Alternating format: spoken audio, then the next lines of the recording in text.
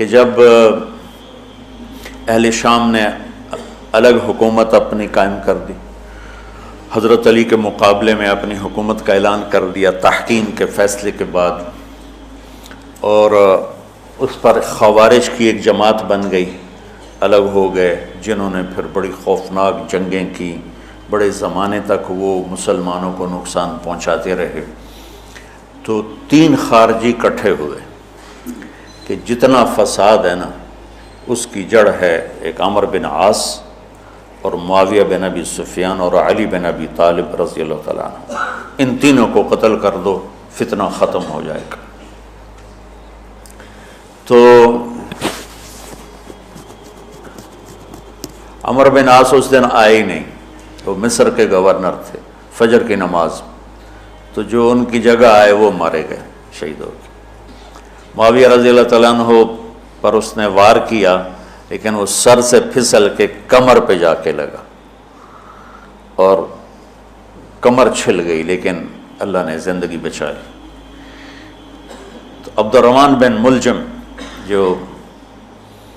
جس نے حضرت علی کو شہید کیا، یہ آیا ہوا تھا کوفے میں، تو لوگوں نے کہا امیر المومنین یہ اس کے ارادے اچھے نہیں نظر آتے، تو اس کو ہم پکڑ نہ لیں۔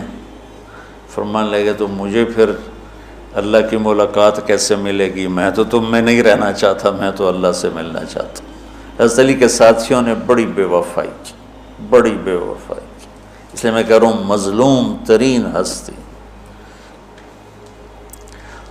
بسر بن ابی ارطاط نے یمن پہ قبضہ کر لیا شام کے لشکر کی طرف سے، اور حضرت عبید اللہ بن عباس رضی اللہ تعالیٰ عنہ کے 2 بچے اپنے ہاتھوں سے ذبح کیے جیسے بکرا ذبح کیا جاتا۔ آل رسول کے 2 بچوں، میں صنعاء میں اس مسجد میں گیا، وہیں ان کی قبریں موجود۔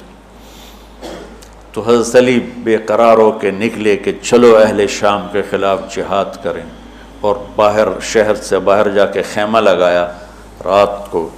صبح دیکھا تو ایک آدمی بھی نہیں آیا ہوا تھا، اکیلے تھے۔ تو پھر بڑے دکھی دل کے ساتھ واپس آئے اور اپنی داڑھی کو پکڑ کر کہنے لگے تو کب رنگین ہوگی؟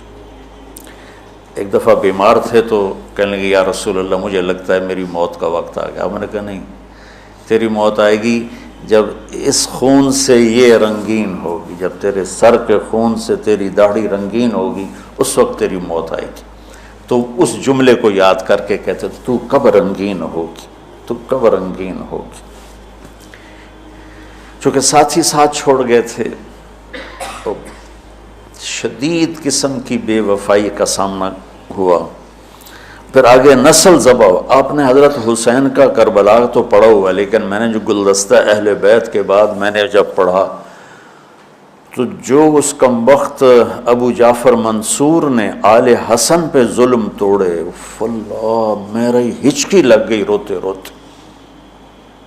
تو میں اس کی تفصیل آپ کو بتا نہیں سکتا کا مطلب ہے کہ میرا سر ساتھ نہیں دے رہا، تو ہچکی لگ گئی میری روتے روتے۔ کی ساری اولاد کو آخر میں پہلی دردناک سزائیں دی، دردناک سزائیں دی، اور پھر ان سب کو ایک کمرے میں بند کر کے چاروں طرف سے کمرہ ٹائٹ کر دیا، ہوا بند کر دی، گھٹ کے سارے شہید ہو گئے، اس کے تڑپ تڑپ کے سب اس میں شہید ہو گئے۔ اس لیے میں کہہ رہا ہوں سب سے مظلوم ہستی ہیں علی بن ابی طالب۔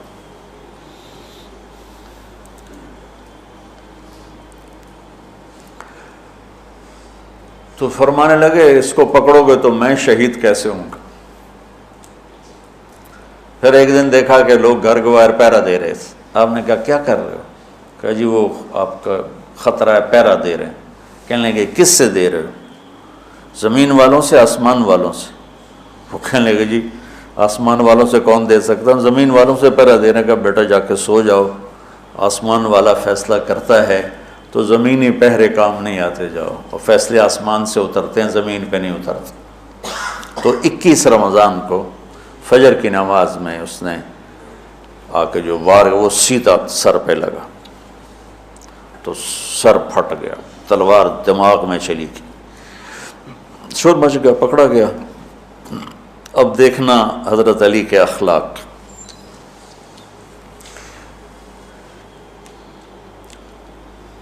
لوگ اکٹھے ہو گئے. حضرت زینب کو پتہ چلا تو وہ بھاگی بھاگی آئیں اور رونے لگی، واہ ابتا واہ ابتا.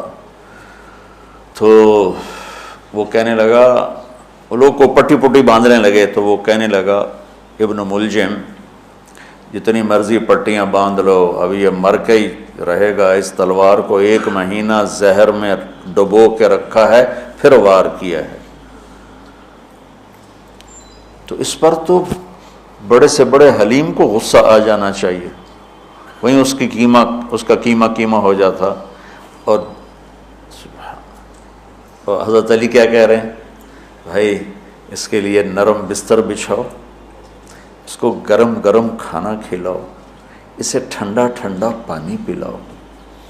اگر میں زندہ رہا تو میں خود فیصلہ کر لوں گا مجھے کیا کرنا ہے، اور اگر میں شہید ہو گیا تو پھر پہلی میری درخواست ہے کہ اسے معاف کر دیں. یہ بتانا چاہتا تھا، اسے معاف کر دیں. اور اگر اسے میرے بدلے میں قتل کرنا چاہو تو پھر اس کو تکلیف نہ دینا، بس ایک ہی وار سے اس کی گردن اڑا دینا، اسے تکلیف نہ دینا. اللہ اکبر. آپ پڑھیں گے نا صحابہ کی سیرت تو سب سے زیادہ فضائل حضرت علی کے، سب سے زیادہ مقام اور مرتبہ تو ویسی جیسے خلفائے راشدین.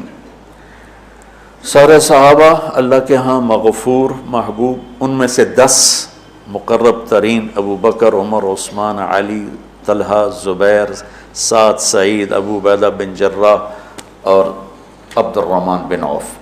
پھر ان 10 میں سے 4 محبوب ترین جو خلفاء بنے. پھر جیسے ان کی خلافت کی درجہ بندی ہوئی ایسے ان کے مقام اور مرتبے کی درجہ بندی ہوئی، لیکن فضائل سب سے زیادہ حضرت علی کے ملتے ہیں. اور یہ ایک فضیلت جو حضرت علی کو اللہ کے نبی نے سنائی، ہاتھ پکڑ کر یوں اپنے سینے کے قریب لگا کے فرمایا، اترضی ان یکون منزلک مقابل منزلی فی الجنہ. علی تو راضی ہے جنت میں تیرا گھر میرے گھر کے سامنے ہوگا. تو حضرت علی رونے لگے کہ نہیں حضرت میں راضی، میں راضی. تو آج کی رات اس ہستی کی شہادت ہے، فجر کی نماز میں ان کا انتقال ہوا، جن کو میرے نبی نے ابو تراب کا لقب دیا کہ تو میرے لیے ایسے جیسے موسیٰ کے لیے ہارون ہے، تیرا گھر جنت میں میرے گھر کے سامنے ہوگا. پھر آپ نے اپنی بیٹی فاطمہ سے کہا، فاطمہ تو میں یہ دونوں حسن حسین اور یہ جو سویا ہوا ہے، حضرت علی جاگے نہیں، وہ سوئے ہوئے تھے، یہ جو سویا ہوا ہے ہم پانچوں آخرت میں ایک ہی جگہ پر ہوں گے، اکٹھے ہوں گے. تو یہ بڑے درجے کے صحابہ میں. اور اللہ کی قدرت ہے کہ اللہ نے کسی خالص ہاشمی کو حکومت نہیں دی، کامیاب نہیں ہونے تھی. بنو عباس بھی اہل بیت ہیں لیکن ذرا دور سے. ان کے 35 حکمران آئے، 35 میں سوائے ایک کے سب کی مائیں ہاشمی نہیں تھی.